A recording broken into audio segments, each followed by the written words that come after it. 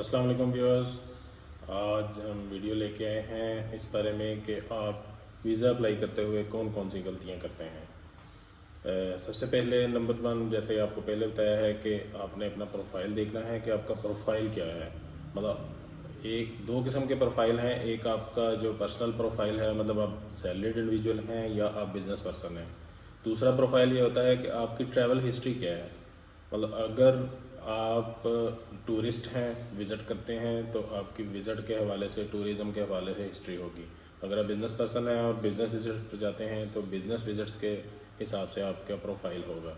सबसे पहले तो आपने ये जज करना है कि आपने वीज़ा अप्लाई कौन सा करना है। मतलब टूरिस्ट वीज़ा अप्लाई करना है, बिज़नेस वीज़ा अप्लाई करना है, अगर आप स्टूडेंट है तो स्टूडेंट वीज़ा अप्लाई करना है। वीज़ा की कैटेगरी ही सिलेक्ट करना सबसे मेन काम है।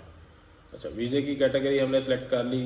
मतलब गलतियों के बारे में बता इसलिए रहे हैं कि मतलब गलती ये है कि आजकल एक ट्रेंड चला हुआ है कि जी अमेरिका में T20 वर्ल्ड कप शुरू हो रहा है, तो हर बंदा कह रहा है जी मैं T20 वर्ल्ड कप के लिए जा रहा हूँ जी अमेरिका। अप्लाई कर रहे हैं, वीज़े रिफ्यूज़ करवा रहे हैं, मतलब बिला वजह। इस क्या आपने इससे पहले किसी जगह पे, जब ये दुबई में वर्ल्ड कप हुआ, जब इंडिया में हुआ या किसी भी जगह ऑस्ट्रेलिया में हुआ, तो आपने वहाँ कोई वर्ल्ड कप के लिए अप्लाई किया? मतलब ये भी तो आपको देखना है ना। तो अगर आपने वहाँ नहीं किया तो उसका मतलब आपकी हिस्ट्री नहीं, आपका प्रोफाइल ही नहीं है कि आप क्रिकेट लवर हैं। अगर आप क्रिकेट लवर हैं, आपकी हिस्ट्री है और आप ऑस्ट्रेलिया भी गए थे, आप इंडिया भी गए थे, आप यूएई भी गए थे, तब आप अप्लाई कर सकते हैं। क्योंकि वीज़ा ऑफिसर से आपसे पूछेगा कि इससे पहले आपने वर्ल्ड कप कहाँ देखा, तो आप सिंपली मतलब उस वक्त आपके पास जवाब कोई नहीं होगा। आप कहें नहीं जी मैंने अमेरिका ही देखना है, तो मतलब ये कोई जवाब नहीं बनता। सबसे पहले तो अपना प्रोफाइल आपने देखना है कि वीज़ा किस कैटेगरी में जमा करवा रहे हैं। इसके बाद जब वीज़ा अप्लाई करते हुए आपने फॉर्म फिल करना है, तो फॉर्म में बहुत सारी हम गलतियाँ करते हैं। मतलब छोटी छोटी माइनर मिस्टेक हैं। कोई चीज़ वीज़ा ऑफिसर से नहीं छुपानी। जो आपका प्रोफाइल है, मतलब फ़र्ज़ करें आप सिंगल हैं तो आपने सिंगल ही शो करना है। एजेंट्स या कोई दूसरे जो मशवरा देते हैं ना कि जी आप अपने आप को मैरिड शो कर दें ताकि जो ना वीज़े में आसानी हो जाए, उनको पता होगा वीज़ा कंप्लीट करके आपने वापस आना है, आपकी बीवी इधर है तो आपने वापस आना है। ये जो गलती है कि आप अगर सिंगल हैं तो सिंगल ही अप्लाई करें, अगर आप मैरिड हैं तो मैरिड का बताएं। कोई झूठ, कोई चीज़ फॉर्म में गलत नहीं लिखनी, ठीक है। उसके बाद जो मेन मिस्टेक है, बैंक स्टेटमेंट, जैसे पहले वीडियो में भी हमने बताया रीढ़ की हड्डी है। तो रीढ़ की हड्डी में क्या मिस्टेक करते हैं कि हम लोग मतलब किसी से पकड़ के कि जी मैंने वीज़ा अप्लाई करना है जी, मुझे पैसे देते हैं, मैंने बैलेंस रखवाना है, हम बैलेंस रखवा देते हैं जनाब। 50 लाख किसी से पकड़ के इकट्ठा डाल दिया अकाउंट में। आपने आपने वो 50 लाख को अपनी टैक्स रिटर्न में मेंशन किया हुआ है, या आप मतलब यकदम आपकी स्टेटमेंट चल रही है, हमने 50 लाख जमा कराया, ज़ीरो हो गया, फिर 50 लाख जमा कराया, फिर ज़ीरो हो गया, और यकदम उठा के 50 लाख रख दिया, ये कोई वो लॉजिक नहीं है। मतलब स्टेटमेंट को बैलेंस होना ज़रूरी है कि आपके पैसे आ रहे हैं, पैसे निकल रहे हैं, और जो एंडिंग बैलेंस है। स्टेटमेंट में 3 चीज़ें होती हैं, एक साइड डेबिट है, एक क्रेडिट है और एक क्लोजिंग बैलेंस है। आपका क्लोजिंग बैलेंस मेंटेन है, आपने ये देखना है जो लास्ट पे होता है कि आपके पास इतनी सेविंग है कि आपने ट्रैवल करना है। अब आपने ट्रैवल करना है यूके, तो यूके की टिकट कितने की है, यूके जो आपने स्टे करना है उसमें आपके क्या चार्जेस लगेंगे, फिर आपने जो होटल बुक करवाना है, जितनी देर आपने रहना है उसके क्या चार्जेस लगेंगे, उसके हिसाब से आपके अकाउंट में बैलेंस मौजूद है। और अगर बैलेंस मौजूद है, फ़र्ज़ करें जी आपने पकड़ के किसी से पैसे रख लिए कि जी मैंने जी मेरे अकाउंट में 50 लाख आ गया, यूके वाले क्या देखेंगे, वो कहेंगे जनाब आपने आपका अकाउंट चल रहा है, पहले 1 लाख बैलेंस है, 2 लाख बैलेंस है, 1 लाख 2 लाख 1 लाख 2, या कदम आपने 50 लाख डाल दिया।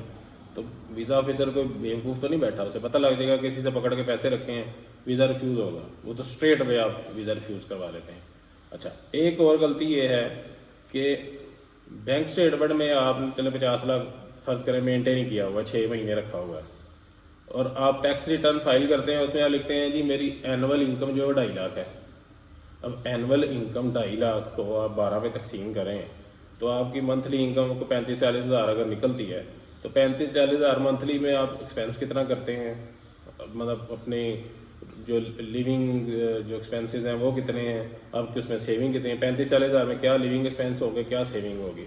स्टेटमेंट चाहे 1 करोड़ की भी लगा दी है, लेकिन अगर आपने टैक्स रिटर्न में ये लिख दिया है कि मेरी टैक्स रिटर्न जनाब मेरी इनकम जो है वो 2.5 लाख है, या कम लिख दी है फ़र्ज़ करें, ये बचने के लिए कि मुझे टैक्स ना जमा करवाना पड़े।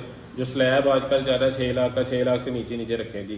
वो लॉयर मशवरा देते हैं कि ठीक है जी आप फाइलर तो हैं लेकिन आप नील रिटर्न जमा करवा दें। अगर आपने वीज़ा अप्लाई करना है आपको टैक्स भी देना होगा, और अपने प्रोफाइल और अपनी स्टेटमेंट के मुताबिक आपने टैक्स रिटर्न में मतलब उसमें उतने ही इनकम शो करनी है, ताकि वीज़ा अफसर को पता हो कि इस बंदे के पास सेविंग है और इसके पास जो 30 जून को हम रिटर्न जमा कराते हैं, 30 जून को इसके अकाउंट में फर्ज करें 20 लाख या फिर 25 लाख बैलेंस था, वो टैक्स रिटर्न जब साथ जाएगी, साथ स्टेटमेंट जाएगी, दोनों को मैच करना ज़रूरी है। ये बहुत मेन और रीढ़ की हड्डी, मैं पहले भी बार बार कहता हूँ कि बैंक स्टेटमेंट और टैक्स रिटर्न ये दोनों चीज़ें आपके प्रोफाइल के मुताबिक हो।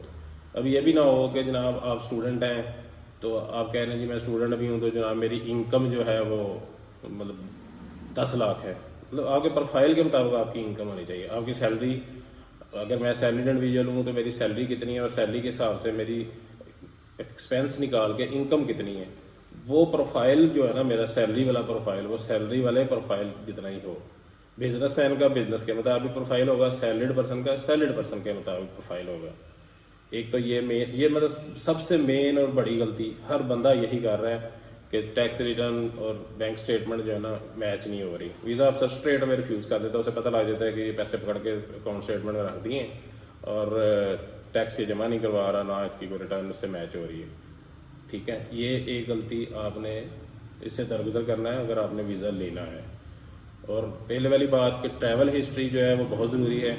अगर आपके पास सेविंग हुई है तो आप पहले छोटे छोटे मुल्क विजिट करें, जैसे दुबई जाएं, टूरिज़म करें, मलेशिया जाएं, सिंगापुर जाएं, जिनके वीज़े आसानी से मिल जाते हैं।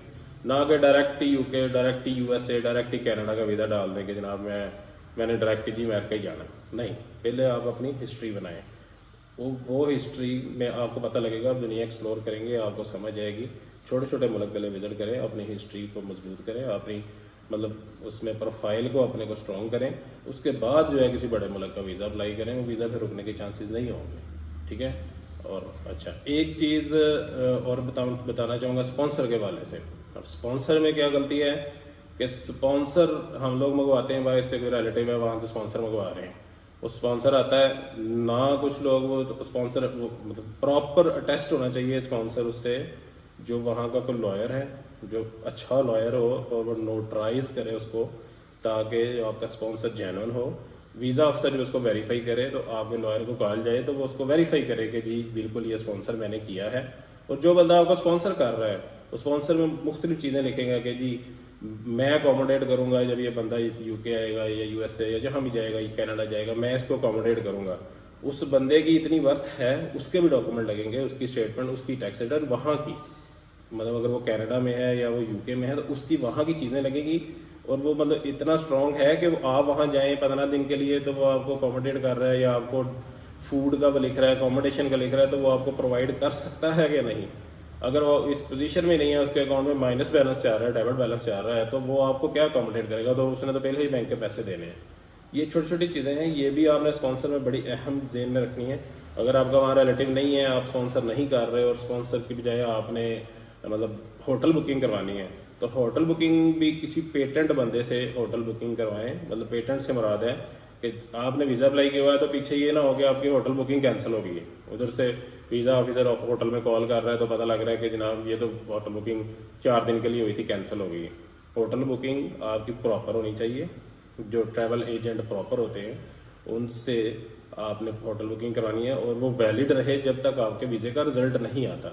बल्कि कोशिश करें कि जब आप ट्रैवल करते हैं आप उसी पे ही ट्रैवल करें जो आपने होटल बुक करवाया हुआ है, ना कि ये कि आपकी मतलब आप ट्रैवल आपने होटल बुक करवाया हुआ है वहाँ पे कोई 5 स्टार और आप ट्रैवल करके बाद में किसी 2 स्टार होटल में स्टे कर रहे हैं। मतलब जो आपने होटल बुक कराया कोशिश करें कि वही होटल में आप जाकर स्टे करें, वहीं रहें, तो आपका प्रोफाइल भी स्ट्रॉन्ग होगा, आप मतलब नेक्स्ट वीज़ा के लिए आपके लिए आसानी पैदा होगी।